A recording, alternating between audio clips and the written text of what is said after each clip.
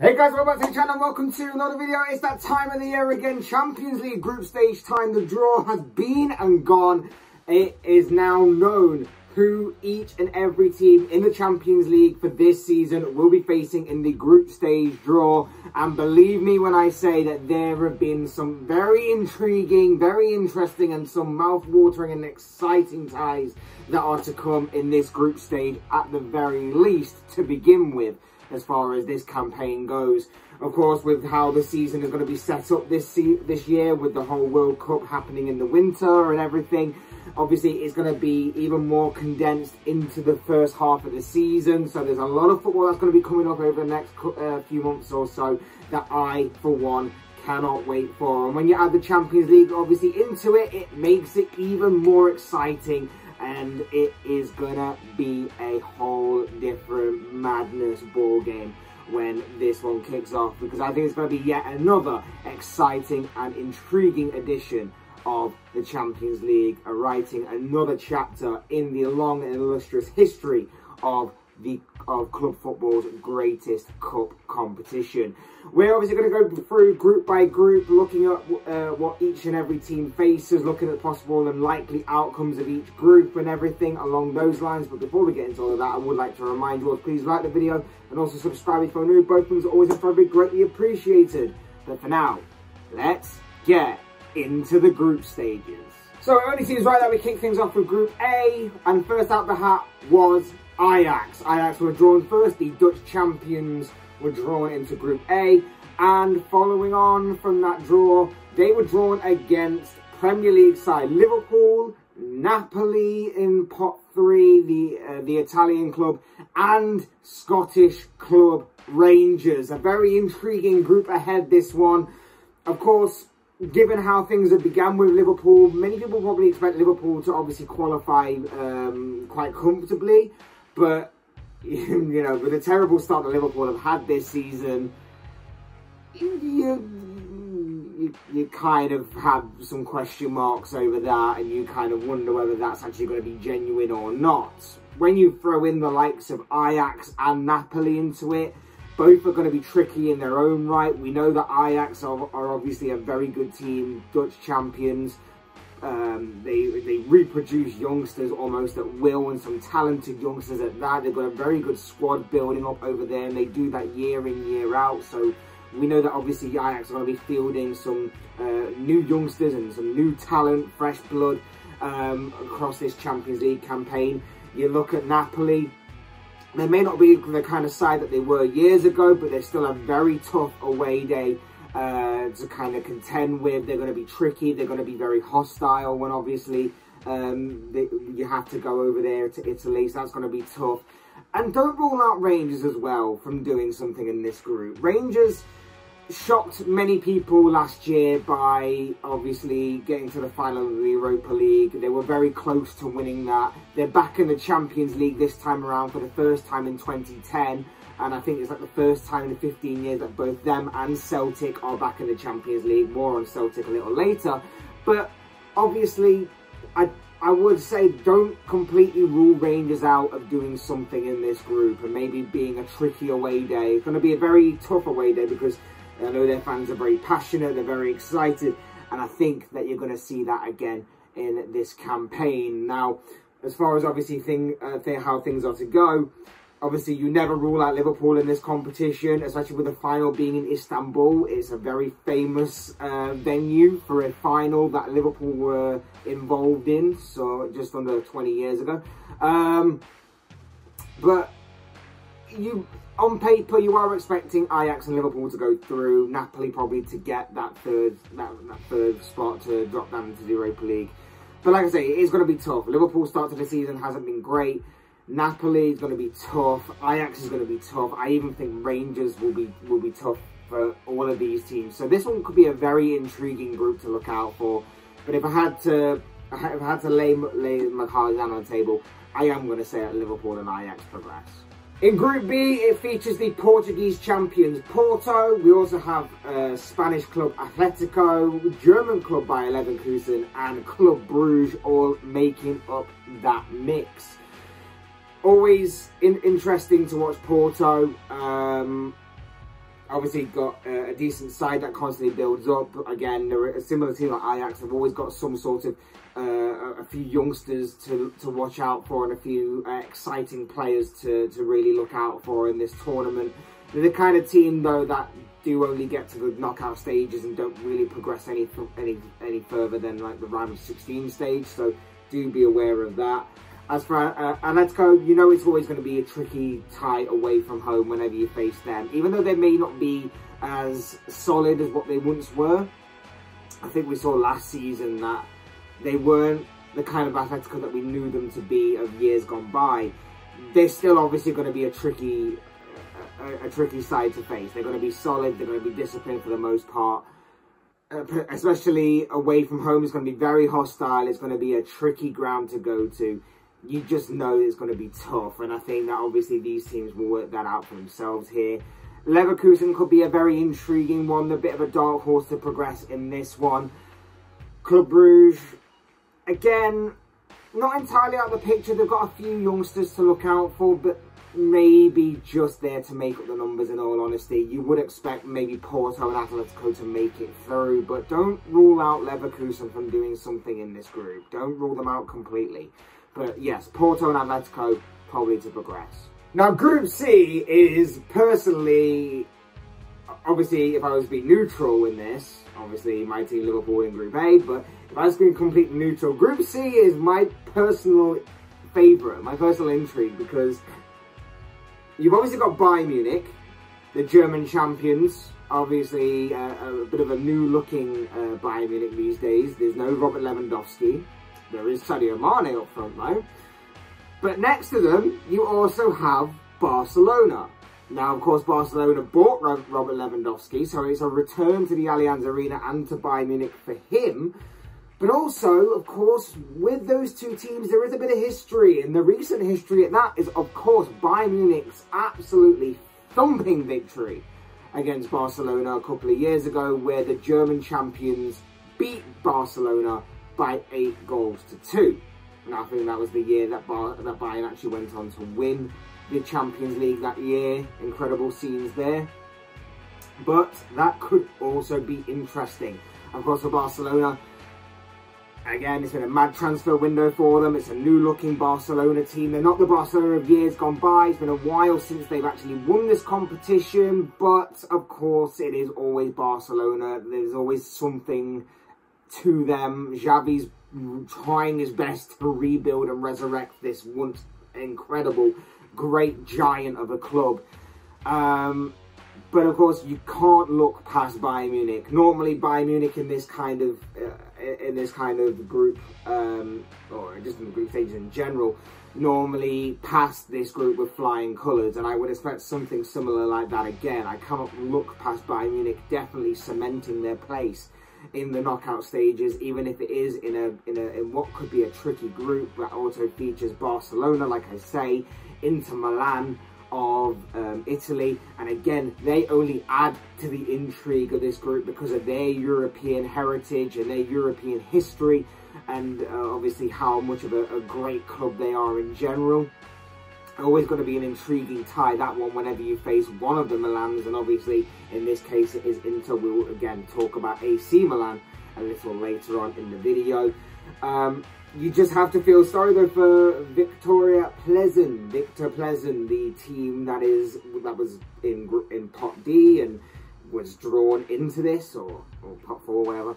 And drawn into this group. They are seemingly only there to make up the numbers. I can't see them making it even into the Europa League spot, because Bayern, Barca and Inter are obviously going to be fighting for those top 3 spots. I can't look past Bayern to obviously go through, but Inter might obviously have something to say about Barcelona progressing rather than themselves. This one could be very, very intriguing to say the least. I think if you look on paper, I think Barcelona definitely have the squad to go through. But Inter squad isn't that bad. And I'm going to say Barca just because of obviously the kind of players they've got, and obviously that striker, Robert Lewandowski up front. If they can utilise his strengths, he is obviously going to be a different animal yet again. We already know about him. He's a very notorious character, shall we say, in this competition. So I'm going to give the advantage to Barcelona, but Inter could definitely have something to say about that. Group D sees Frankfurt, Tottenham, Sporting and Marseille make up this group. Intriguing one again, somewhat. Bit of a Europa League group in all honesty, if I'm being completely honest. I'm being a bit brutal. You've obviously got Frankfurt, the current holders of the Europa League, of course. Probably shocked a few people by winning that one last year, but still a very good achievement nonetheless. You've got Tottenham back in the Champions League, yet again following, of course, their top 4 finish last season in the Premier League. Antonio Conte has won this competition as a player. He is yet to do so as a manager, but I think he'll be happy with this group. I think he'll be very, very happy with this group. There's not that much of a tricky, I mean, all games are going to be tricky, especially if you're Tottenham. All games are going to be tricky, but let's put it this way. This group could have been a hell of a lot worse for Tottenham, shall we say. Let's put it that way. But I think he will be looking forward to this. There's not that much, there's not a longer range of travelling to do, shall we say, in terms of going out far. It is pretty much close to home in certain respects. Germany, Portugal and France. So it's not that bad in terms of travel for your away days. So I think Conte will be happy in that respect. I think he'll also be happy in terms of the competition that he'll be facing. They could always be tricky, but of course, Spurs, on paper, should be passing this test and doing so pretty comfortably, I would imagine. I would imagine that Spurs are going to be definitely through to the knockout stages, should obviously they do what is expected of them and not completely Spurs it up. As for Sporting and Marseille, again, they could be tricky ties for each other. Spurs to progress. It is basically a fight to see who will progress alongside Spurs, in my opinion, and who will drop down to the Europa League. It could be any one of them, to be honest. It is a very intriguing group in that aspect. Maybe not the most appealing on paper. Maybe not the most Champions League of groups in terms of star quality and power and everything that obviously other clubs that we previously mentioned are going to be talking about later on in the video have got. But intriguing group in terms of the competition side as to who progresses, who gets knocked down to the Europa League and who gets knocked out completely. If I had to hazard a guess, you never rule out Sporting. Sporting do have some talented players within their squad, within their ranks. Frankfurt may drop down to the Europa League in that aspect.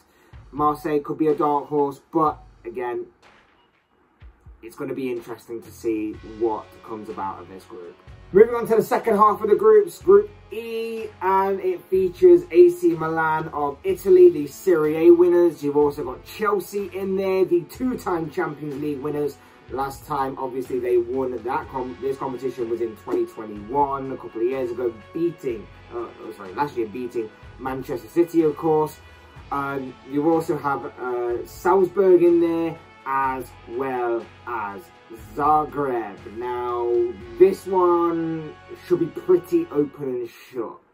AC Milan and Chelsea should be the ones to progress. I think, obviously, Chelsea on the Thomas Tuchel, very good side. They're not, maybe not the complete side that maybe a little bit weaker in certain aspects than what they were last season. And I think that obviously time will tell with the remaining days of the transfer window who they can bring in and whether or not obviously they can rectify some of the weaknesses that they still have and some of the areas that they still need to address. That's going to be intriguing to note. But like I say, this one should be pretty much open and shut. As far as the group stages go right now, initially, those two teams should be going through, and you know, Zagreb can definitely be a tricky side. We saw them in the Europa League a few times down the years, proved to be tricky for certain teams. The away day is going to be interesting, of course. Salzburg, they've always got some good youngsters that are coming through. I would expect to see some interesting talent coming through from their side as well throughout this tournament. But yeah, you can't look past the two most notorious names in this group as to progressing. As far as going down to Europa League goes, you would expect Salzburg, but again, don't rule out Zagreb. But this is a Champions League thing. Who cares? Group F sees Real Madrid, the most successful team in this competition, the current Champions League holders and the current winners of La Liga, take this group alongside RB Leipzig, Shakhtar Donetsk and Celtic. I think the only shock about Shakhtar is that they haven't been drawn against Manchester City for this one. But other than that, of course, it's Real Madrid. You know about Real Madrid, notorious Real Madrid. Carlo Ancelotti once again adding yet another Champions League to his collection, to his resume. Incredible scenes last year, of course. Madrid should easily take this group. They normally start off a little slow and then grow into it a little bit more. I'm kind of expecting the same here, to be honest. Madrid normally do that kind of thing. Leipzig, poor start to the season in the Bundesliga. They haven't won their opening 3 games. It could be interesting to see how they progress, if they're going to obviously rise to the occasion, so to speak, as obviously games go on, or whether this is a continuing thing that's going to happen. Shakhtar, no one's going to like a trip to the Ukraine away from home, if that is obviously going to happen. But you know, they're always going to be tough. Teams like that are always going to be tough away from home. And I think they've actually got acquainted with Madrid as well over the years as well. So that's also going to be interesting to note. And Celtic, like I say, back in the Champions League yet again. Joining Rangers back in the UCL. They've got a couple of players to look out for, definitely. And I think actually they may fancy their chances in this. Like, obviously Madrid is probably out of the question. Madrid are probably going to be sailing through, whether by flying colours or not, I'm not 100% sure, but I think Madrid will definitely make it to the knockout stages. But I would say that with how the other teams are, you know, these are the kind of Europa League teams that Celtic have been testing themselves against for the past few years. And, you know, Leipzig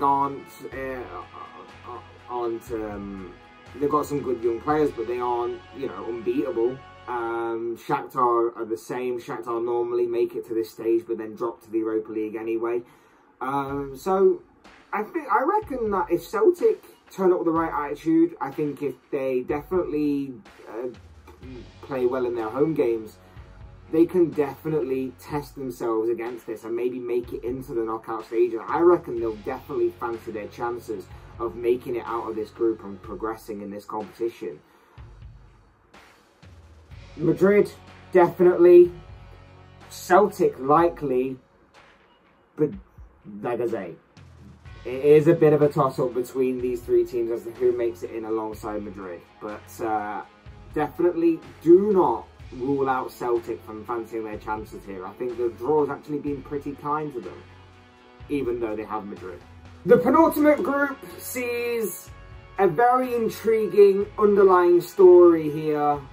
We've of course got Manchester City, Sevilla, Borussia Dortmund and Copenhagen. And of course the storyline and the narrative that stands out most in this group is of course Erling Haaland is going to be returning to face his former club in Borussia Dortmund. Now, of course, as we know, Haaland made his summer transfer from Dortmund to Manchester City recently. He's, of course, hit the ground running a little bit in the Premier League. He's still obviously getting used to the league and used to, obviously, his new teammates and new style and everything.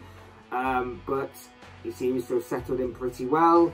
And he is obviously being brought in to boost City's chances of obviously winning the Champions League title for the first time in their history. So it's going to be intriguing to see how he aids that kind of bid and how City progress in this competition. But you would say that, again, City should progress through this group. Sevilla, notorious Europa League winners, of course, notorious Europa League team, can be tricky on their day, but ultimately should be no competition for City whatsoever. Dortmund, we know they're not the same team of years gone by. They always will have some good quality talent on show. The likes of Jude Bellingham, Karim Adeyemi, that kind of thing. They're going to be interesting to watch going forward in this competition. But what you would say is that obviously they've lost their kind of dark horse sort of tag in this competition, if you like. Because everyone sort of saw them as having outside chances years ago. And they didn't really make anything of it. And obviously, as the years have gone by, they've had their teams ripped apart. They're trying to rebuild. But it just is a cycle of building these players up to only have them taken away by bigger clubs. And eventually, Dortmund have just sort of fell away a little bit in this competition. And you kind of would expect them to do so here. Now, the fourth team in this, Copenhagen, the Danish champions, again, could be interesting to see how they do, but at the same time, you're not really expecting them to do much. You're expecting City to obviously progress to the knockout stages, definitely, while second spot could be up for grabs between Dortmund and Sevilla. And whichever one drops down to the Europa League, you probably would make them a decent favourite to actually go on and win that competition as well. So that one could be interesting to watch out for. I think Dortmund have got a pretty good chance of going through, though. I think with the way that they've recruited, they've brought in some decent players. I think Dortmund could definitely progress alongside City. So that's my pick for who I see progressing from this group. And finally, the final group, PSG, Juventus, Benfica and Maccabi Haifa, the Israeli side, back in the Champions League for the first time since 2009. Simple to say that this one, again, should be pretty open and shut in terms of PSG. PSG should be obviously progressing. They are the French League champions. They're looking to win their first Champions League title. And with all the money they've spent, it's hard to not see them winning it at all. Anytime soon, maybe. They should, shouldn't they?